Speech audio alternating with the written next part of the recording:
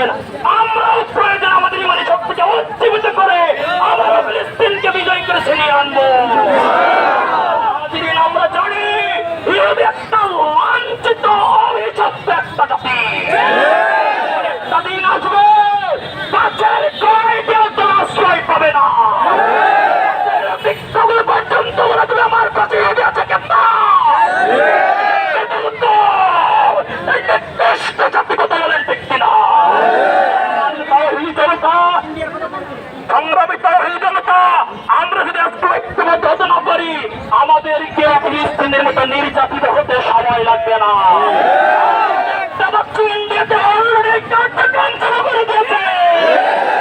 আমি যদি এখনো বিভক্ত হয়ে যাই, ইন্ডিয়ারও আমার নতুন করে ইসরায়েলের উদ্ধারণ করে আপনার মতো হামলা করবে। ইন্ডিয়ার সাথে যত ধরনের সম্পর্ক নষ্ট করা যায় সব ধরনের সম্পর্ক আমরা নষ্ট করতে রাজি আছে। ইন্ডিয়া আমাদের কখনো দ্বন্দ্ব ছিল না,